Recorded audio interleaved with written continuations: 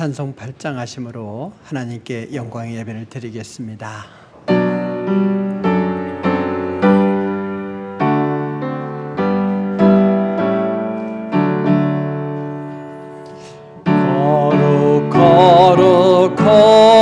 거룩 전능하신 주님, 이른 아침 오래조를 찬송합니다.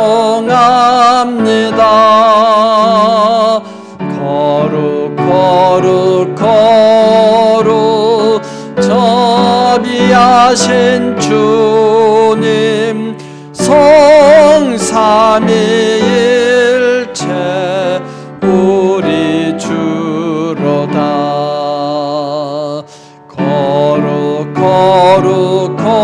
거룩 전능하신 주님, 천지 만물 모두 주를 찬송합니다.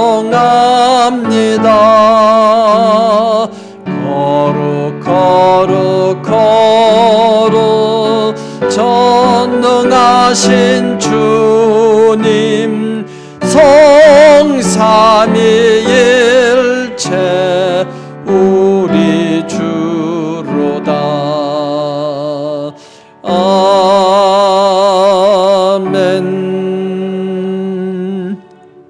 광야에서 외치는 자의 소리가 있어 이르되, 너희는 주의 길을 준비하라. 그의 오실 길을 곧게 하라. 모든 골짜기가 메워지고 모든 산과 작은 산이 낮아지고 굽은 것이 곧아지고 험한 길이 평탄해질 것이요, 모든 육체가 하나님의 구원하심을 보리라 함과 같으니라. 골짜기와 같은 세상을 살아가는 죄인의 구원을 위해 독생자를 보내주신 하나님 아버지, 광야를 살아가는 우리에게 외치시는 주님의 말씀을 듣게 하시고 주님께서 재림하실 길을 준비하게 하심을 감사드립니다. 거룩한 주님의 날, 하나님 앞에 나와 높은 산처럼 교만한 마음을 낮추게 하시고 굽은 마음이 곧아지게 하옵소서. 새 사람으로 변화되어 하나님의 뜻을 이루어드리는 성도가 되게 하여 주시기를 예수님의 이름으로 기원하옵나이다. 아멘.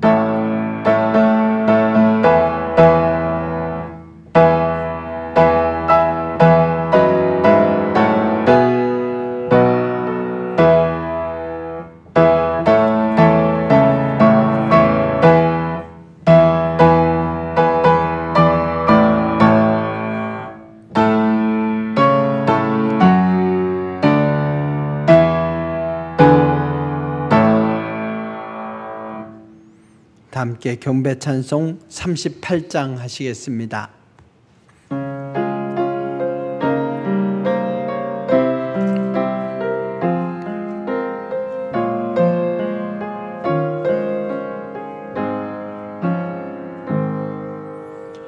예수 우리 왕이여, 이곳에 오셔서 우리가 왕께 드리는 찬양을 받아주소서. 우리는 주님의 백성, 우리는 주의 왕이라. 왕이신 예수님 오셔서 좌정하사 다스리소서.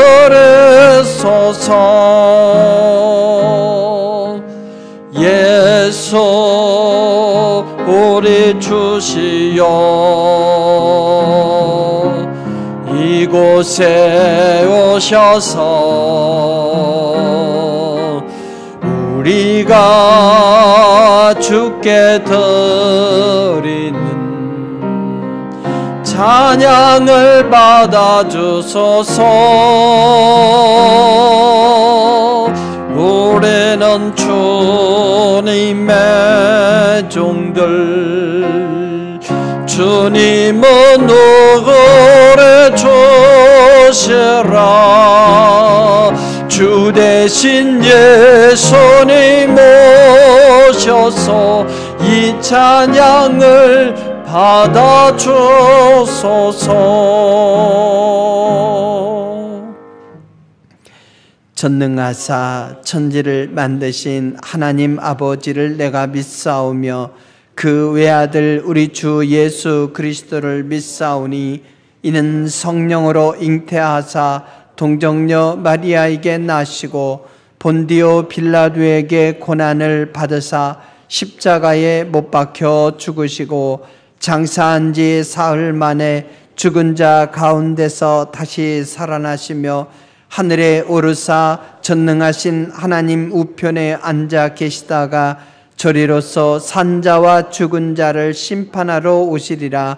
성령을 믿사오며 거룩한 공예와 성도가 서로 교통하는 것과 죄를 사하여 주시는 것과 몸이 다시 사는 것과 영원히 사는 것을 믿사옵나이다. 아멘. 자리에 앉아서 성시교독 116번 하시겠습니다.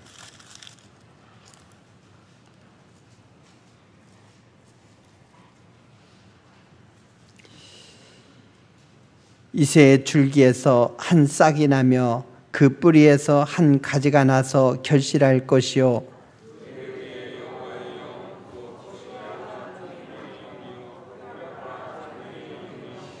지식과 여호와를 경외하는 영이 강림하시리니 그의 눈에 보이는 대로 심판하지 아니하며 그의 귀에 들리는 대로 판단하지 아니하며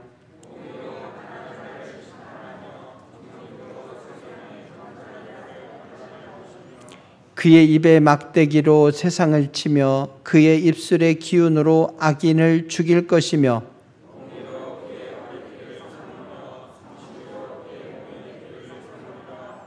그때 이리가 어린 양과 함께 살며 표범이 어린 염소와 함께 누우며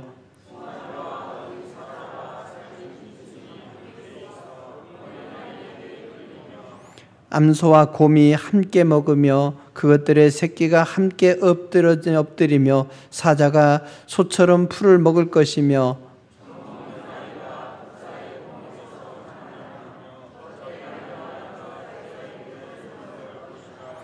내 거룩한 산 모든 곳에서 해됨도 없고 상함도 없을 것이니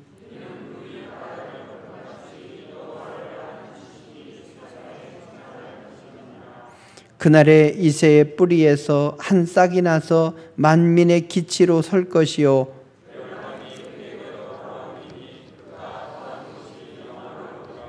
아멘. 우리를 향하신 주님의 계획이 있으셨으나 자기의 생각과 계획을 고집하면서 살지는 않았는지 점검하며 참회의 기도를 드리겠습니다.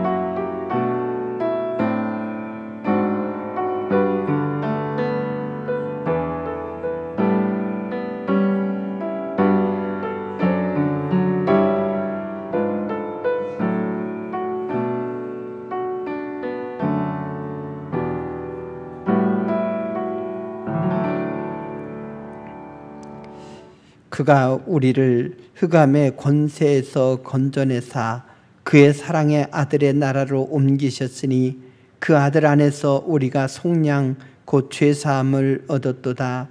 하나님께서는 예수 그리스도의 보혈의 피로 우리의 모든 죄를 용서하셨습니다. 이제 하나님의 원대한 계획에 참여하며 아름다운 사명으로 살아가시기 바랍니다. 아멘. 320장 찬송하시겠습니다.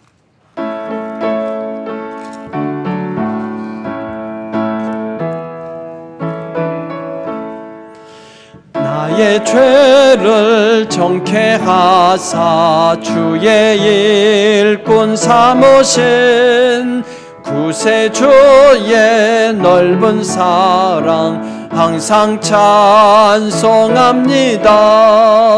나를 일꾼 삼으신 주 크신 능력 주시고 언제든지 주 뜻대로 사용하여 주소서. 내게 부어주시려고 은혜 예비하신 주 주의 은혜 채워주사 능력 있게 하소서. 나를 일꾼 삼으신 주 크신 능력 주시고 언제든지 주 뜻대로 사용하여 주소서. 죄의 짐을 풀어주신 주의 능력 크도다. 나를 피로 사신 예수 내 맘속에 오소서. 나를 일꾼 삼으신 주 크신 능력 주시고 언제든지 주 뜻대로 사용하여 주소서. 주여 내게 성령으로 충만하게 채우사 생명수가 강물처럼 흐르게 하옵소서. 나를 일꾼 삼으신 주 크신 능력 주시고 언제든지 주 뜻대로 사용하여 주소서. 아멘. 차인권 장로님 예배를 위해 기도해 주시겠습니다.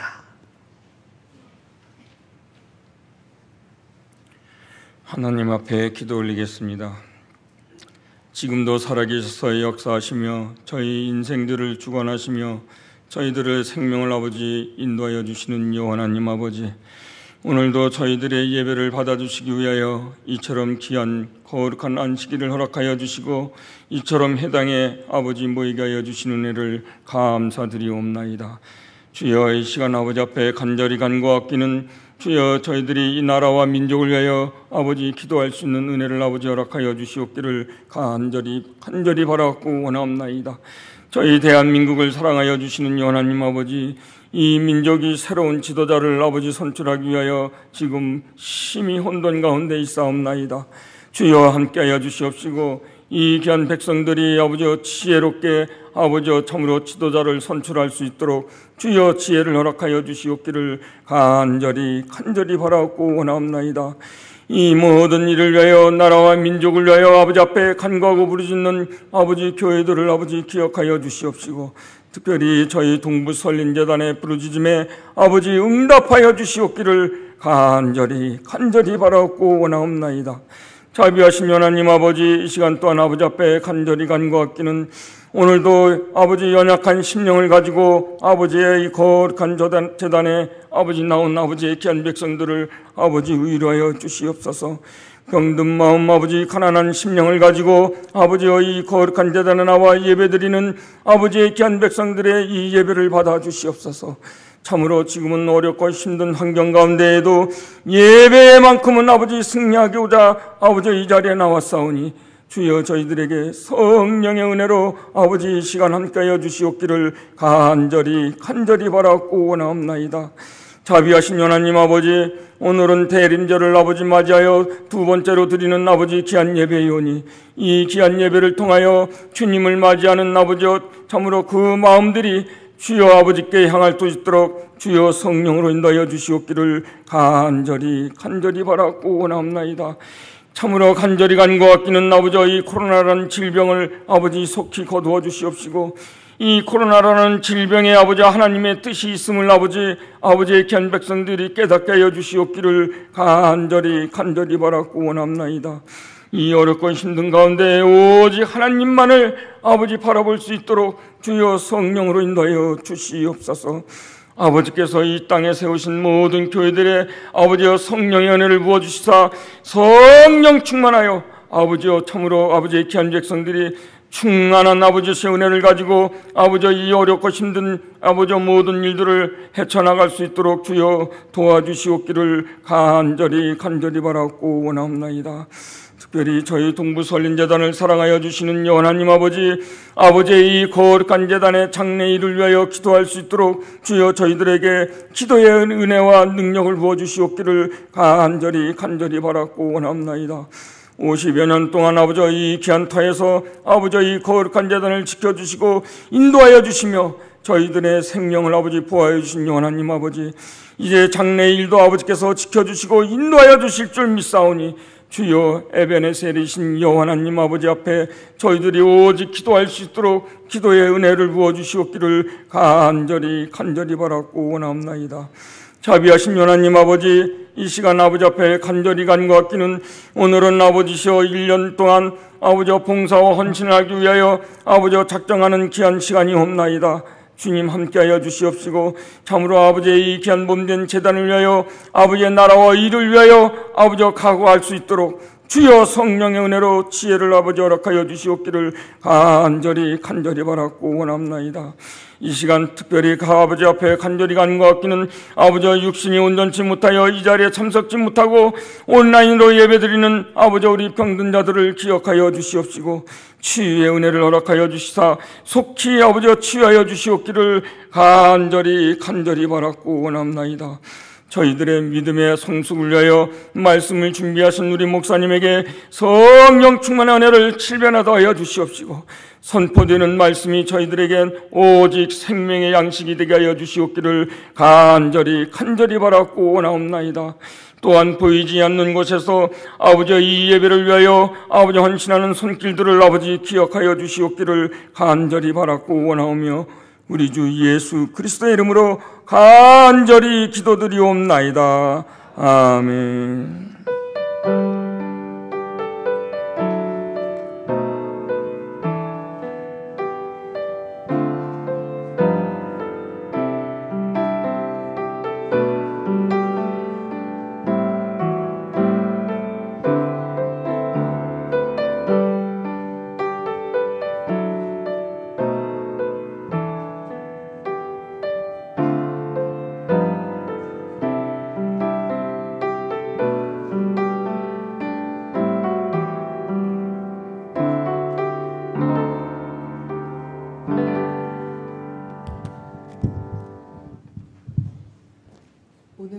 하나님께서 우리에게 주신 말씀은 로마서 11장 25절에서 32절 말씀입니다. 로마서 11장 25절에서 32절 말씀 봉독하겠습니다.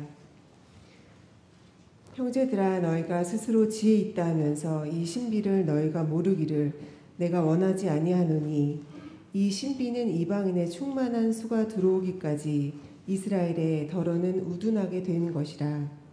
그리하여 온 이스라엘이 구원을 받으리라. 기록된 바 구원자가 시온에서 오사 야곱에게서 경건하지 않은 것을 돌이키시겠고 내가 그들의 죄를 없이 할 때에 그들에게 이루어질 내 언약이 이것이라 함과 같으니라. 복음으로 하면 그들이 너희로 말미암아 원수된 자요 택하심으로 하면 조상들로 말미암아 사랑을 입은 자라. 하나님의 은사와 부르심에는 후회하심이 없느니라. 너희가 전에는 하나님께 순종하지 아니하더니 이스라엘이 순종하지 아니함으로 이제 긍휼을 입었는지라. 이와 같이 이 사람들이 순종하지 아니하니 이는 너희에게 베푸시는 긍휼로 이제 그들도 긍휼을 얻게 하려 하심이라. 하나님이 모든 사람을 순종하지 아니하는 가운데 가두어 두심은 모든 사람에게 긍휼을 베풀려 하심이로다. 아멘.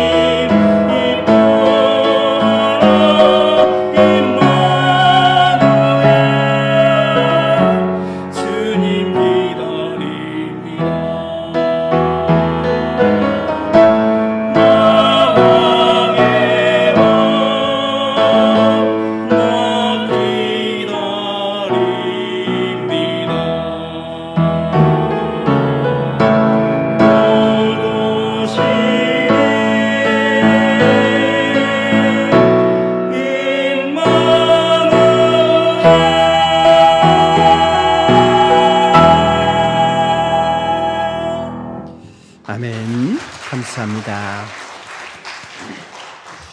하나님께서 찬양을 귀하게 받으신 줄 믿습니다.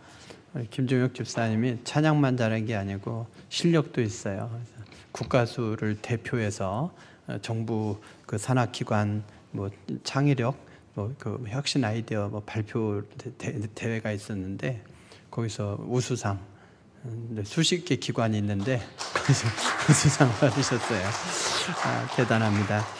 부럽습니다. 산하기관 총 57개인가요? 57개 기관, 정부 기관이 있는데 거기에서 최종 선발 10몇 개 기관 선발해서 또 국민투표까지 했는데 거기서 준우승을 우수상인데 최우수 바로 밑에 간발 차이로 그렇게 됐습니다. 감사드리고 또 우리 교회에 또 인재가 있음에 감사드립니다. 우리 서로 이렇게 평화 인사를 나누실까요? 할렐루야. 하나님의 은사와 부르심에 합당하게 헌신합시다.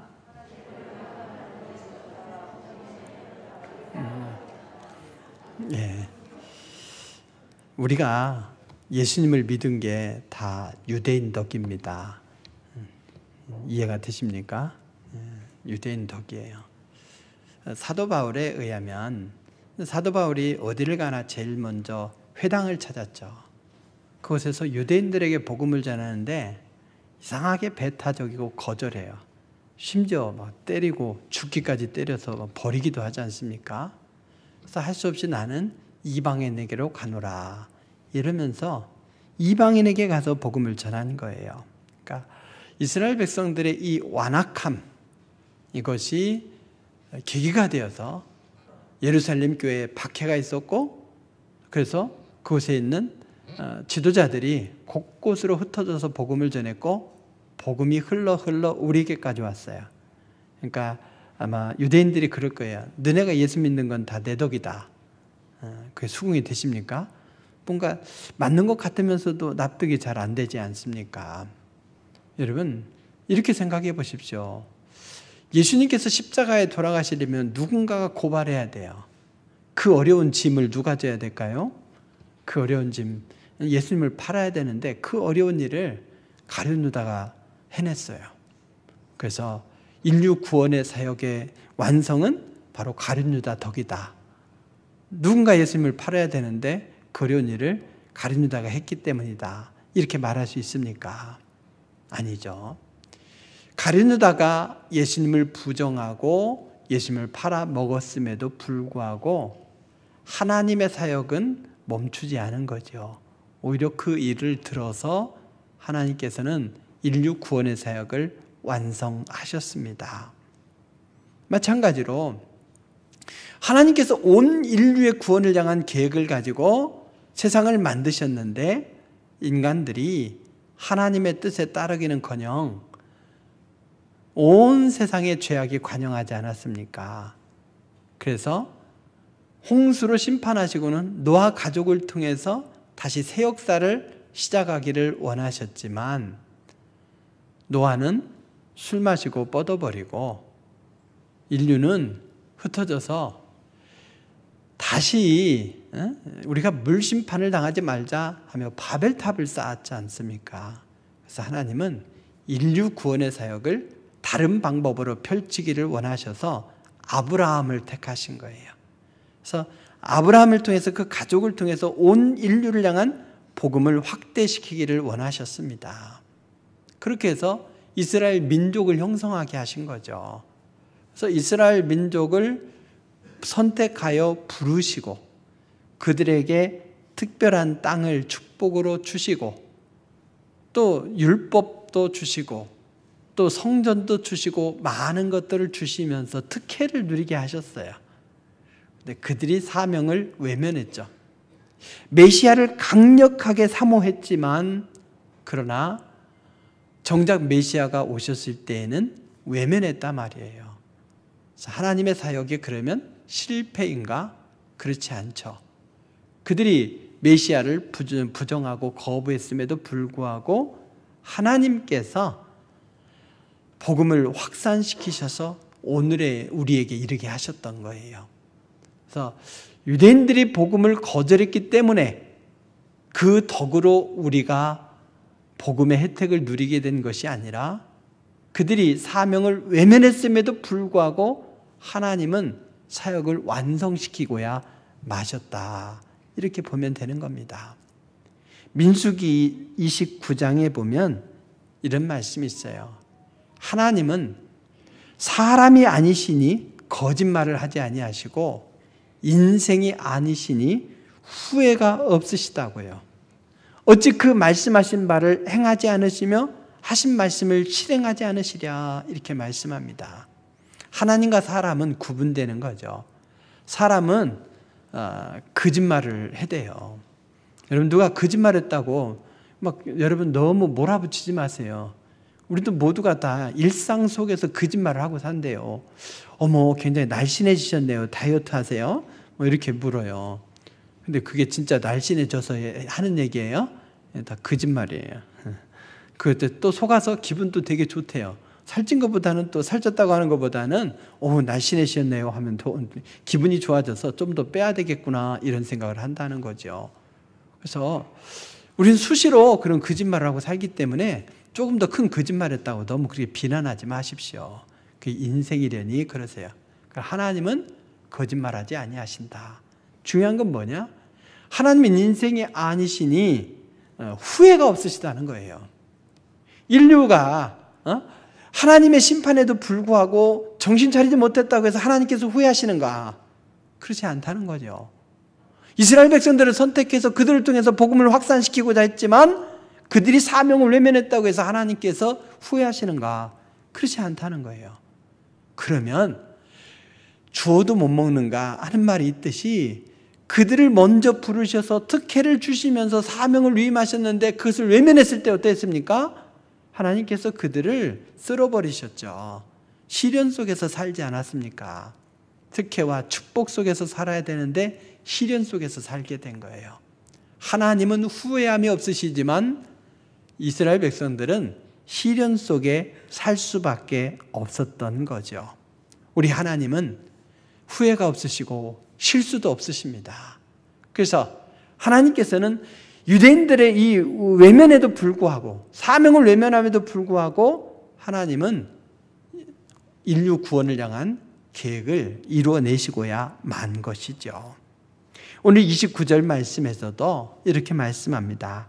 하나님의 은사와 부르심에는 후회하심이 없느니라 라고요. 무슨 말이냐? 이스라엘 백성들을 선택하여 부르셨어요. 이 부르심에 대해서 후회가 없으시다는 거죠.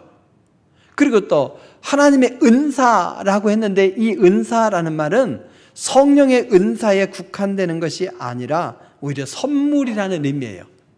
우리 인생이 적신, 곧 알몸으로 왔어요. 아무것도 없이 왔어요. 근데 하나님께서 이 땅에서 살아갈 수 있도록 필요한 것들을 채워주셔서 오늘을 우리가 살고 있는 거 아니겠습니까? 그래서 살아가는 데 필요한 모든 것들, 이것을 여기서는 은사라고 표현한 거예요. 그래서 여러분들이 먹고 입고 자고 쓰는 데 필요한 모든 것들을 하나님께서 선물로 주신 거예요. 그리고 이렇게 하나님께서 선택하여 부르시고 필요한 것들을 주셨는데 이것에 대해서 하나님은 후회하지 않으신다, 이런 말씀입니다. 모든 만물이 하나님께로부터 왔고 하나님께로 돌아가는 것이 사실입니다. 우리에게 베푸신 모든 것들, 그것에 대해서 하나님은 후회가 없으셔요. 이렇게 생각해 봅시다. 우리가 누구에게 베풀어 줬는데 그 사람이 나중에 필요할 때 외면해. 그러면 어떤 느낌이 듭니까? 엄청난 배신감이 들죠. 다시는 내가 너를 도와주지 아니하리라. 머리 검은 짐승은 거두지 말라고 했는데 등등 얘기를 해요. 그래서 상대방이 어떻게 받아들이느냐에 따라서 우리는 아쉬워도 하고 분노도 하고 후회도 하지만 하나님은 사람이 어떠하냐에 따라서 그걸 갖고 후회하지 않으신다는 거죠. 하나님은 그저 하나님의 계획에 의해서 우리를 사랑하시고 우리를 구원으로 인도하셨을 뿐이고 우리가 배은망덕하다고 해서 그걸 가지고 후회하지 아니하셔요. 저놈들을 괜히 구원시켰어. 저놈들 보고 괜히 아들을 내가 내줬어. 이렇게 후회하지 않으신다는 거예요. 왜? 하나님이 이미 우리가 어떠한 상태인지를 알고 계셨기 때문이죠. 우리 하나님의 부르심에 후회가 없으시다, 이렇게 말씀하고 있어요. 하나님께서 은사와 부르심의 혜택을 베푸셨는데 먼저 유대인들, 이스라엘 백성들이 그 혜택을 누리게 되었죠. 그런데 그들의 은사 부르심에 합당하게 살아내지 못했죠. 그래서 그 복음이 이방인들에게 전해져서 오늘 우리에게까지 이르렀단 말이죠. 그러면 하나님께서 이스라엘 백성들에게 갖가지 은사를 주시고 백성들을 선택하여서 부르신 일은 실패이고 하나님께서 후회하실 일인가? 결코 아닙니다. 이 답을 두 가지 의문에서 찾을 수 있어요. 하나는 뭐냐 하면 왜 이 이스라엘 백성들이 믿지 않았는가 하는 점이죠. 이스라엘 백성은 예수님을 배출한 민족이잖아요. 그리고 그들은 메시아가 오시기를 간절히 사모했어요. 근데 정작 메시아께서 오셨지만 그저 훌륭한 스승 정도로, 나사렛 목수의 아들 정도로 인정할지언정 메시아로는 인정하지 않았습니다. 예수님을 믿지 못했던 것이죠. 도대체 왜 그러냐는 거예요. 본문 앞에 1절을 보게 되면 그러므로 내가 말하노니 하나님이 자기 백성을 버리셨느냐? 그럴 수 없느니라. 나도 이스라엘인이요 아브라함의 씨에서 난 자요 베냐민 지파라. 즉 하나님께서 그들을 버리셨기 때문에 안 믿은 거냐? 그건 아니라는 거예요. 그리고 또 모두가 거부했느냐? 아니죠. 사도 바울도 이스라엘 사람이에요. 유대인 중에 유대인, 히브리인 중에 히브리인 아닙니까? 예수님의 제자들도 다 이스라엘 백성들이죠. 그래서 모두가 다 메시아를 받아들이지 않은 건 아닌데 왜 대다수가 받아들이지 않았느냐? 하나님께서 그들을 실망해서 버리시거나 포기했기 때문은 아니라는 거예요. 그러면 왜 그들이 예수님을 믿지 않고 완악한 모습을 보이고 사명조차 외면했느냐? 오늘 25절에서 그렇게 된 것이 뭐냐? 하나님의 비밀 혹은 신비라고 말씀하고 있어요. 형제들아, 너희가 스스로 지혜 있다 하면서 이 신비를 너희가 모르기를 원하지 아니하노니 이 신비는 이방인의 충만한 수가 들어오기까지 이스라엘의 더러는 우둔하게 된 것이라. 이스라엘의 더러 상당수가 우둔해요. 그렇게 된 것은 이방인 중에 상당수가 복음 안에 들어오도록 하기 위한 하나님의 신비라는 거예요. 하나님께서 그들을 우둔하게 만드신 건 아니에요. 그러나 그 우둔함 속에도 하나님의 신비로운 역사가 있더라는 거죠. 어떤 역사요? 이방인의 충만한 수가 들어오기까지 하나님께서 이방인에게 기회를 주시는 그런 신비라고 하는 거예요.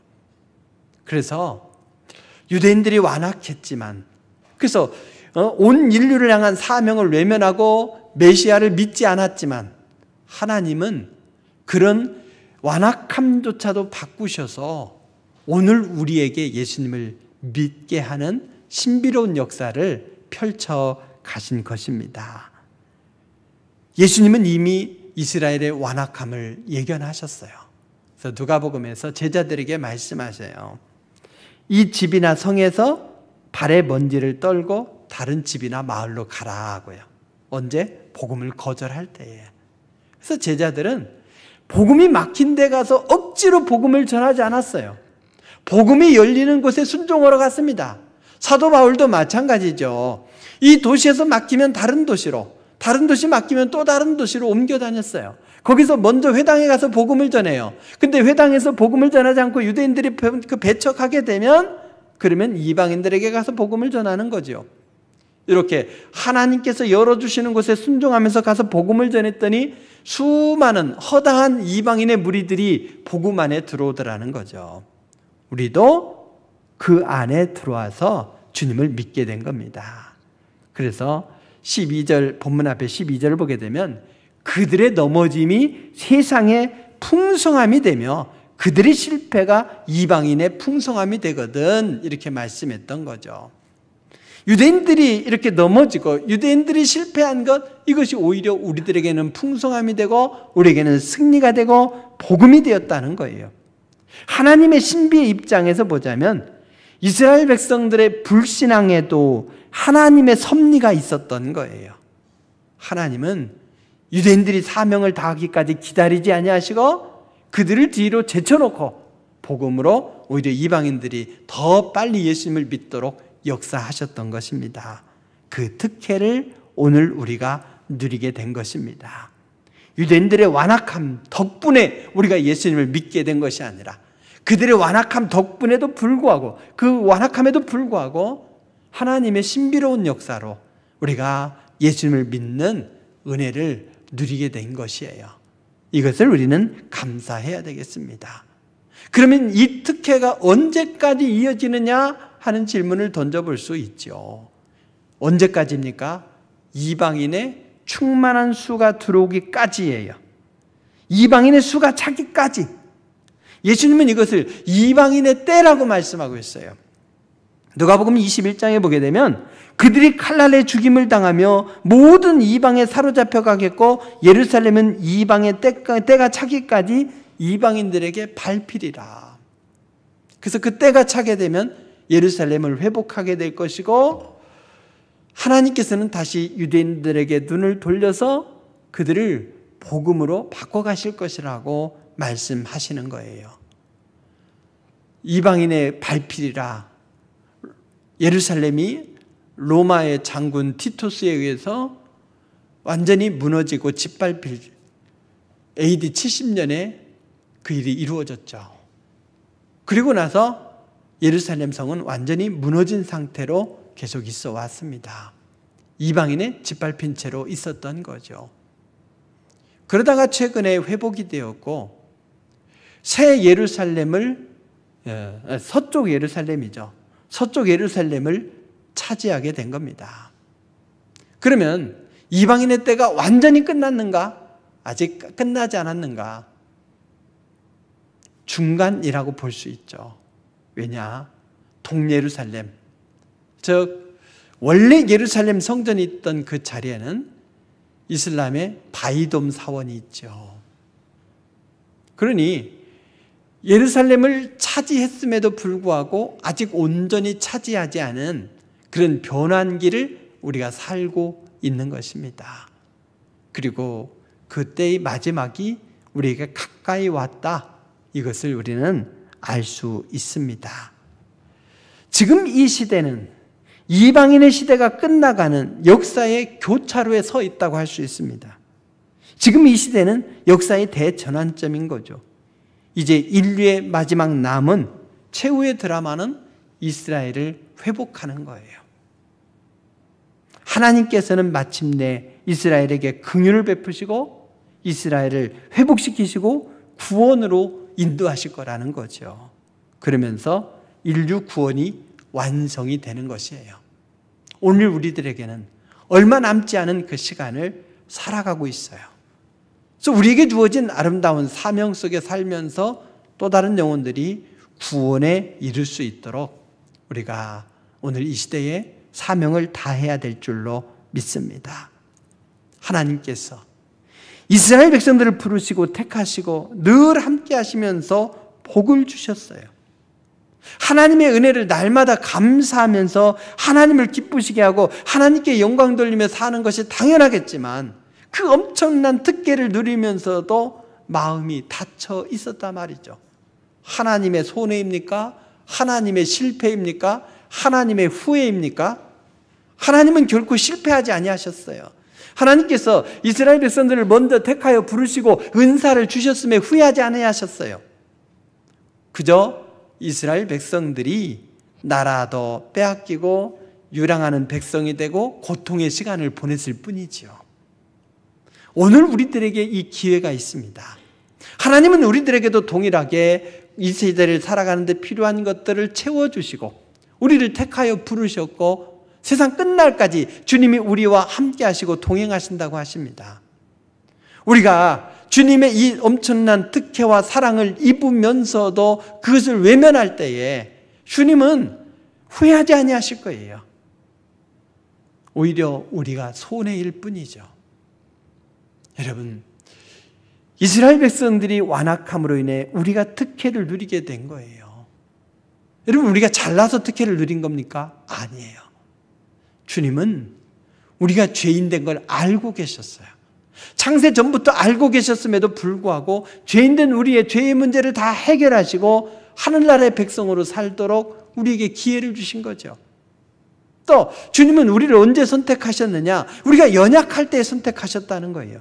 죄인 되었을 때 우리를 선택하셨고 우리가 연약할 때, 그래서 조변 섞게 하는 우리들, 주님을 제대로 섬기고 제대로 충성해야지 했다가도 시간이 바뀌어버리면 끝나는 거죠. 청지기 헌신 서약주일에는 잘 결단했다가도 다음 주가 되면 또 바뀌죠.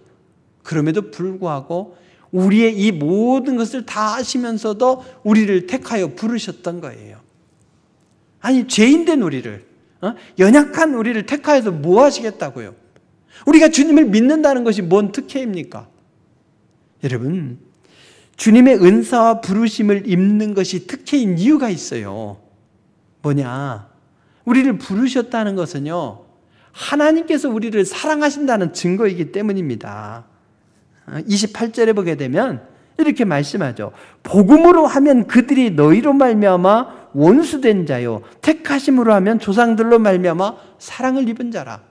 유대인들이 복음을 거절했기 때문에 복음으로만 하면 원수된 자이지만 그러나 조상들로 인해 택함을 받았으니까 하나님의 사랑을 입은 거라는 거죠. 택하심에는 하나님의 사랑이 있어요. 거기에다가 우리가 복음까지 받아들이고 있으니 복음에 대해서도 우리가 원수가 아니라 하나님의 사랑을 입은 자예요. 그러니 하나님의 사랑 안에서 산다는 것이 엄청난 특혜입니다. 거기다가 하나님께서 은사를 주신다고 했지 않습니까? 은사를. 즉 아까 말씀드린 대로 우리 인생에 살아가는 모든 것들을 그때그때 채워주셔요. 여러분 굉장히 궁지에 몰렸어요. 빠져나갈 길이 없어요. 그런 상황에 처해 보셨을 겁니다. 근데 지금 왜 존재하십니까? 그때 빠져나가게 하셨기 때문이에요. 그때 이겨내게 하셨기 때문이에요. 그래서 여러분 사방이 막힌 것 같을지라도 결코 낙심하거나 좌절하지 마십시오. 기도하면서 하나님께서 일하심을 기대해 보십시오. 지나고 보면 참 생각보다 쉽게 빠져나왔다. 그걸 알게 되고 그렇게 하신 하나님께 감사할 수밖에 없어요. 하나님은 그때그때 필요한 것들을 채우시면서 빠져나갈 길로 인도하셔요. 그래서 문제를 보지 마시고 그 문제를 해결하시는 하나님을 바라보시면 은사, 꼭 우리에게 필요한 것들을 그때그때 채워주시는 하나님은 기적같이 우리의 삶을 인도해 가실 줄로 믿으시기 바랍니다. 또한 하나님께서는 긍휼을 주신다고 오늘 말씀하고 있어요. 31절에 보니까 이와 같이 이 사람들이 순종하지 아니하니 이는 너희에게 베푸시는 긍휼로 이제는 그들로 긍휼을 얻게 하려 하심이라. 하나님께서는 완악한 이스라엘 백성들 그들을 외면하지 아니하시고 때가 참에 그들에게 다시 긍휼을 베푸셔서 마지막 구원의 선물을 주시겠다고 하시는 거예요. 그 긍휼이 우리에게도 이미 임한 줄로 믿으시기 바랍니다. 우리가 죄인 되었을 때, 우리가 연약할 때에 예수님을 믿고 이 귀한 축복의 삶을 살게 된 것, 이 모든 것이 다 긍휼의 결과입니다. 그러므로 여러분, 이스라엘 백성들의 이 완악한 태도로 인해서 우리에게까지 복음이 받아들여질 기회가 주어졌고 그 결과로 인해서 하나님의 사랑을 입고 하나님의 은사를 받고 하나님의 긍휼 안에서 마음껏 하늘을 소망하면서 살게 되었으니 이제 우리가 어떻게 해야 되겠습니까? 우리가 어떻게 살든지 간에 하나님은 후회하지 아니하셔요. 다만 우리가 하나님의 사명을 이루어 드리면 하나님의 사명 안에서 귀한 기쁨과 충성과 축복을 누리는 것이고 그렇지 아니할 때는 이스라엘 백성들이 경험했던 시련 속에서 살아가는 거죠. 그래서 우리가 사명으로 살아가는 것은 결국에는 우리 자신을 위한 것인 줄로 믿으시기 바랍니다. 하나님의 부르심, 하나님의 은사 베푸심, 이것에 합당한 삶을 살아내는 것, 이것이 우리의 과제예요. 하나님은 변함이 없으시고 또 부르심에 결코 후회함이 없으시니까 우리가 구원의 확신을 가지고 살아가는 거예요. 이스라엘 백성들을 결코 그들의 완악함을 심판하지 아니하시고 그들에게 치료는 있었지만은 오히려 그들을 돌이키시고자 하는 하나님의 사랑이기에 그들조차 결국 하나님께서는 버리지 아니하셨기에 우리도 하나님께서 버리지 아니하실 것을 확신하면서 다만 어떻게 하면 하나님의 축복 안에서 하나님을 즐거워하며 살까? 이것만 생각하며 살면 되는 줄로 믿으시기 바랍니다. 우리는 모두가 죽어 마땅한 죄인이었고 하나님 앞에서 이랬다 저랬다 하는 연약한 백성이었지만 하나님은 우리가 죄인됨도 아시고 우리가 연약한 것도 아시고 아들 예수님을 이 땅에 보내주셔서 우리의 모든 인생의 문제를 해결해 주셨습니다. 아무런 소망이 없는 우리에게 영원한 생명에 대한 소망으로 살게 하셨습니다. 너희가 나를 택한 것이 아니요 내가 너희를 택하여 세웠다고 하셨습니다. 하나님 아버지께서 이끌지 아니하시면 아무라도 내게로 올 자가 없다고 하셨어요. 그러니까 내가 예수님을 믿은 것은 나의 결단이 아니라 하나님의 선택이었고 하나님의 부르심이었던 거죠. 완악할 때에 이랬다 저랬다 할 때 하나님의 강권하심이 우리를 오늘 이 자리에 있게 하신 거예요. 모두가 하나님의 사랑입니다. 그렇다면 하나님의 이 엄청난 특혜를 누리고 구원의 확신 속에서 살아가는 우리가 하나님의 은사와 그 부르심에 합당하게 사는 것이 당연한 줄로 믿으시기 바랍니다. 이스라엘의 불순종에도 불구하고 하나님께서 그들을 버리지 아니하셨다면 하나님께서 우리를 세상 끝날까지 책임지고 인도해 가실 거예요. 다만 우리가 사명으로 살지 못하면 고생하면서 살아가는 것이죠. 이스라엘의 불순종조차도 들어서 이방인을 향한 복음의 계획으로 삼아가셨다면 우리의 불순종도 들어서 하나님은 선한 사역을 이루시고야 말 거예요. 그렇지만 우리가 순종하여 하나님 앞에 헌신한다면 얼마나 많은 영광을 하나님께서 받으시고 우리에게는 얼마나 큰 기쁨과 위로가 되겠습니까? 이스라엘을 다루시고 이방인이 돌아오는 기회로 만드시고 이스라엘도 회복시키시는 그 하나님의 신비를 감사합시다. 그 과정에서 결코 실수가 없으신 하나님, 긍휼로 인도하시는 하나님을 믿고 구원의 확신 가운데 살아가는 여러분 되시기 바랍니다. 그리고 우리가 하나님의 특별한 은혜를 받은 자로서 하나님의 그 크신 은혜와 베푸신 축복을 하루속히 깨달아 하나님께서 주신 은사를 따라서 하나님 앞에 감사와 영광을 돌리는 삶을 살아갈 수 있기를 바랍니다. 우리는 새해에 무엇으로 하나님의 긍휼하심에 응답하는 순종의 헌신으로 살아가기 위해서 무엇으로 감당하겠습니까? 적어도 올해보다는 더욱 진보한 모습으로 헌신해야 하지 않겠습니까? 오늘 결단에 이르시길 바랍니다. 하나님의 특혜를 입은 우리가 예배생활, 훈련생활, 또 전도생활, 감사생활, 봉사생활 등에서 어떤 모습으로 헌신할 것인지를 기도 가운데서 아름답게 결단하는 이 시간 될 수 있기를 바랍니다. 함께 우리 합심하여 기도드리며 결단하는 시간 갖기 바랍니다. 내가 죄인 되었을 때, 내가 연약할 때에 하나님이 이스라엘의 완악함 이 기회를 삼아서 우리가 주님을 믿도록 우리를 부르시고 우리가 하나님의 사랑 안에 거하고 하나님께서 채워주시는 은혜 안에 거하고 우리가 보잘것없지만 긍휼의 은총 속에서 살게 하셨습니다. 그에 대한 응답으로 우리가 어떻게 헌신하기를 원하십니까? 내가 아멘으로 순종하겠나이다 하는 고백으로 결단을 삼아 우리 주여 삼창으로 함께 기도하시겠습니다. 주여 주여 주여 귀하신 아버지 하나님 참으로 감사드립나이다. 우리들과 무엇이간데 이렇게 먼저 우리에게 다가오셔서 우리를 사랑하시고 우리가 쓰러질 때에 우리를 부추겨 일으키시며 우리를 강권하여서 주님 믿음의 백성 삼으시고 결코 우리를 버리지 아니하시고 우리를 빼앗기지 아니하시고 세상 끝날까지 우리를 보호하시고 채워주시면서 구원의 백성으로 삼으셨나이까? 참으로 감사드립나이다. 그 사랑에 부합한 모습으로 우리가 살기 원하여서 우리가 작은 결단을 하기 원하오니 우리 결단 속에 주님의 영광이 살아있게 하시고 은혜가 살아있을 수 있도록 도와주시옵소서. 오 주여 주여 주여 주여 이 온도를 통해서 영광 받아주시옵소서. 주여 받아주시옵소서. 우리의 결단이 주님 앞에 아름다운 향기와 소망이 되고 우리에게는 큰 은혜가 되기를 원하오니 도와주시옵소서. 주여 믿사옵나이다. 귀하신 아버지 하나님, 우리가 죄인 되었고 우리가 연약한데도 불구하고 우리의 모습을 다 아시면서도 이스라엘 백성들의 완악함을 틈타서 우리의 구원의 역사로 인도하셨으니 감사드리옵나이다. 우리를 택하여 부르시고 우리에게 필요한 모든 것들을 채워주시는 아버지 하나님, 우리가 연약함에도 긍휼의 눈으로 바라보시는 주님 참으로 감사드리옵나이다. 우리가 구원의 선물을 누리면서 정말 주님의 영광을 위해서 작은 헌신을 결단하고자 하옵나이다. 우리의 결단 속에 주님을 향한 사랑이 담겨있게 하시고 영광이 담겨있게 하여 주시고 선한 열매가 주님의 기쁨이 되게 하여 주시옵소서. 예수님의 이름으로 기도드립니다. 아멘. 여러분에게 나눠드린 종이가 있습니다. 바로 동부설린 청지기의 각오입니다. 펼쳐보시고 오늘 각각 기록하겠습니다. 우리가 각오하고 결단해야 될 건 여기에 국한되지 않아요. 굉장히 많이 있습니다.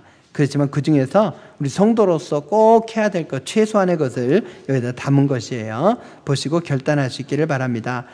새해부터는 어떤 일이 있어도 주일을 꼭 성수하겠습니다. 예, 여기에 대해서 안 할 분은 없겠죠. 비대면으로라도 예배 드리더라도 꼭 여기 동그라미 치시고, 오후 찬양 예배 드리지 못하고 있지만 오후 찬양 예배가 시작되면 오후 찬양 예배를, 그리고 또 수요 저녁 예배에도 최선을 다해서 참여하겠습니다. 거기에 동그라미 치시길 바라고요. 우리가 예배를 통해서 하나님 앞에 영광을 돌리지만 또 목장 모임을 통해서 하나님께서 베푸신 은혜를 누리는 시간이에요. 그래서 예배와 목장 모임 두 가지가 균형을 이루어야 됩니다. 그래서 1번에 3번 목장 모임에 열심히 참여하여 두 날개로 날아오는 건강한 성도가 되겠습니다.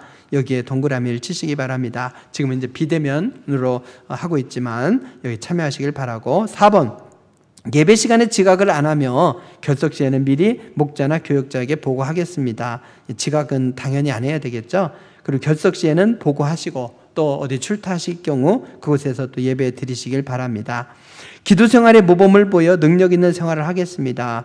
우리 새벽 기도가 우리 성도들 약해요. 그래서 특별히 중직자들 새벽 기도를 결단하시기 바랍니다. 새해는 한번 내가 해보자 이 마음으로 거기다 써보십시오. 특별 새벽 기도회를 우리가 거의 못하고 있지만 또 이제 정상화될 때에 시행하려고 합니다. 그때 주제를 가지고 우리 결단을 담는 그 시간에 여러분 최선을 다해서 이것은 전교인 어린이까지 참여해야 되니까 여기 동그라미 안 치신 분들은 신앙을 좀 의심해 볼 필요가 있다고 봅니다. 꼭 동그라미 치십시오. 교회와 목회자와 맡은 사명을 위해 기도하며 살겠습니다. 이것도 안 하는 분이 계시면 어찌 보면 국가로 보면 반역자급이에요. 그래서 여기 치셨나 안 치셨나 볼 거예요. 반드시 위해서 기도해야죠. 당연히. 새해에는 두날개 양육 시스템의 양육반과 세계비전 제자대학에 참여하겠습니다. 훈련하지 않은 분들은 참여하시고 여기다 꼭 동그라미 하시고 훈련하신 분들도 제자대학 졸업자들은 내가 이번에는 이 과정에 한번 참여해보겠다 하시면 그곳에 참여할 수 있어요. 그래서 제자대학 졸업한 지 오래되신 분들은 보수교육 차원에서 꼭 참여하시기 바랍니다.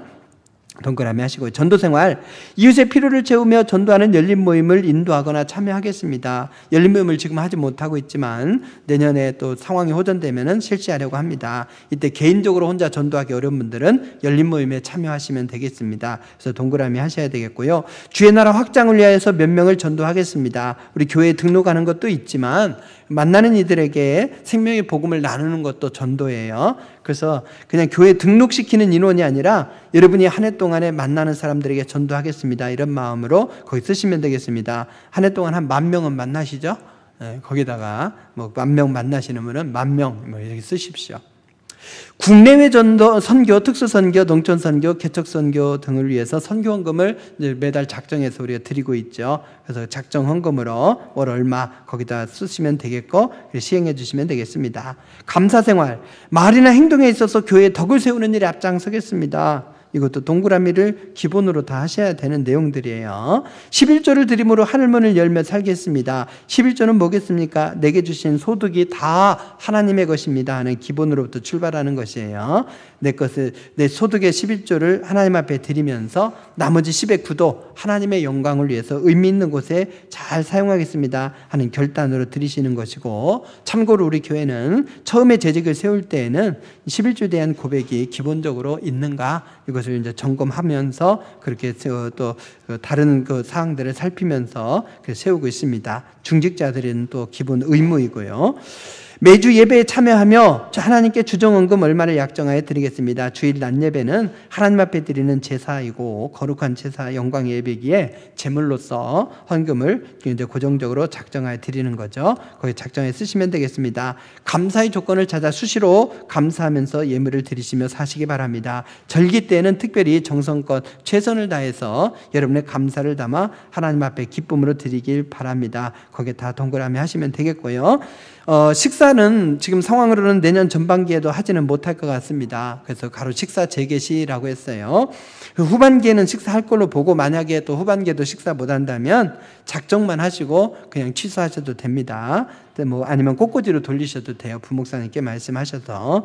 그래서 거기에 작정을 하셔서 내 개인적인 것, 내 가족의 감사한 일들을 우리 교우들과 함께 기뻐하자 이거예요. 몇 명만이 가족 일부만이 아니라 모두가 기뻐하자는 결단이니까 우리 그 믿음의 가족들 모두가 기뻐하려는 마음으로 거기에 여러 개 쓰시되 일단은 쓰시고 그 다 쓴 것을 이제 그 크게 붙여놓을 거예요. 다음 주일에. 그러면 거기 보시고 잘못 작정한 수정하시면 됩니다. 일단은 작정의 마음이 흔들리지 않도록 써놓기부터 하십시오. 봉사생활입니다. 교회학교 부장 교사로서 헌신하시는 분들, 또 시켜주지 않아서 못한다, 언제 기다리고 있습니까? 여기다 동그라미 치면 돼요. 그러면 찾아가셔서 여러분들에게 또 헌신하도록 그렇게 권고할 겁니다. 글로리아 찬양대, 꿈꾸는 찬양대, 리조이스 찬양단에서 헌신하기 원하시는 분은 거기 동그라미 하시면 되고, 헌신하고 계신 분도 치면 되겠습니다. 선교회 임원 맡으신 분들, 또 연합회, 저기 여신도회, 남신도회 경기연합회, 또 장로연합회 등이 있습니다. 거기에 헌신하시는 분들을 거기 동그라미 하시면 되겠죠. 바울 전도대가 제대로 활동하지 못하고 있지만 또 전도 생활은 해야 되겠습니다. 그래서 전도대원으로 활동하시는 분들, 또 중보기도 대원, 또 새가족 섬김으로서 새가족의 정착을 돕는 분들 동그라미 하시면 되겠고, 방송실 운영팀, 또 차량운전 봉사, 교회 청결 봉사, 또 주방에서는 뭡니까? 설거지 봉사, 지금은 식사 못하고 있지만 설거지 봉사 필요할 때 하겠습니다 하는 분들 거기 쓰시면 되겠고, 교회 밖 대봉사에도 앞장서겠습니다 하시는 분들, 세상에서도 여러분들이 봉사에 또 모범이 되어야 됩니다. 거기에 작정하시면 되겠습니다. 밑에 목장, 그리고 직분, 그리고 이름 이렇게 써주시기 바랍니다. 우리 찬양하시면서 한 번 더 여러분들 작정 잘 하시기 바랍니다. 311장 찬양하시겠습니다.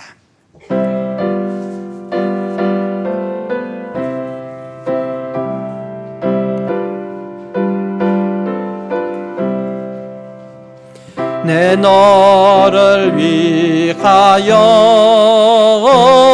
몸 버려 피 흘려 내 죄를 속하여 살 길을 주었다. 널 위해 몸을 주건만 너무 주느냐. 널 위해 몸을 주건만 너무 주느냐. 아버지 보좌와 그 영광 떠나서 밤같은 세상에 만 백성 구하려 내 몸을 생했건만 너무 못하느냐. 내 몸을 생했건만 너무 못하느냐. 죄 중에 빠져서 영죽을 인생을 구하여 주려고 나 피를 흘렸다.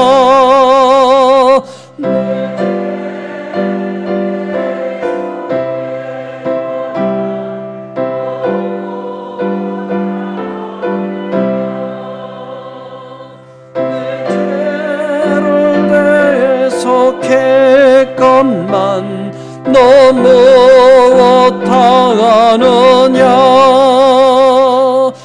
한없는 용서와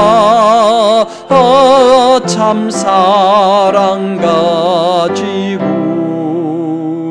세상에 내려와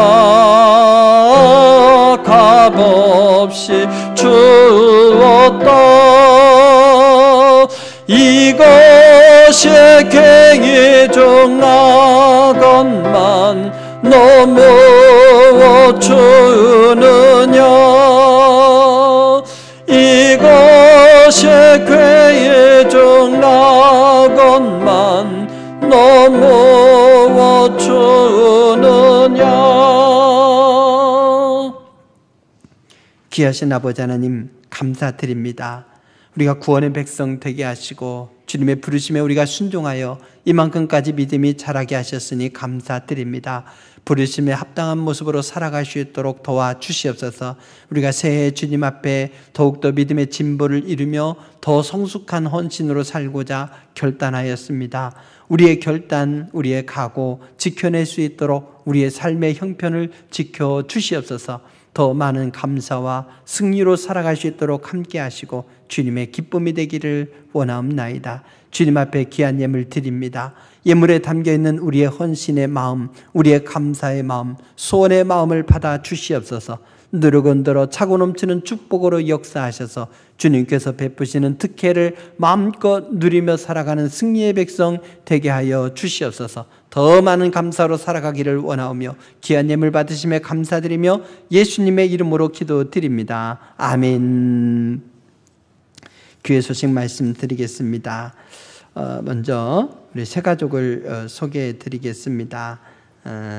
우리 서명한 안수 집사님, 그리고 진정희 권사님, 오래도록 예배에 같이 참여하셨는데 정식으로 이제 우리 교회 등록하여 신앙생활하기로 약속하셨습니다. 한번 자리에서 일어나 보실까요? 우리 감사의 박수, 환영의 박수 부탁드립니다. 감사합니다. 예. 예. 그리고 우리 오연숙 권사님께서 인도하셨습니다. 우리 박동석 성도님이신데 한번 잠깐 자리에 일어나 보실까요?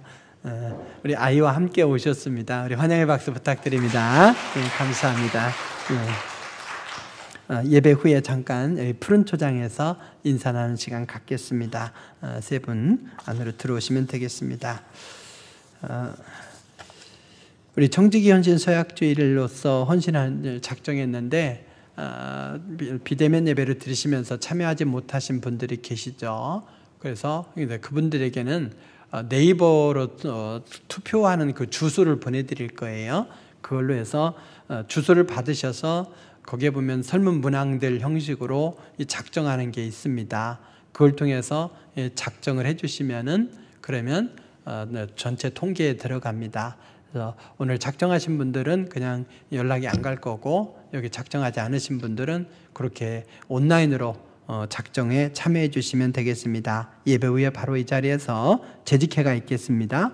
그리고 교육위원회가 2시에 있겠습니다. 기간별 감사가 예배 후에 진행이 되겠습니다. 그래서 비대면이에요.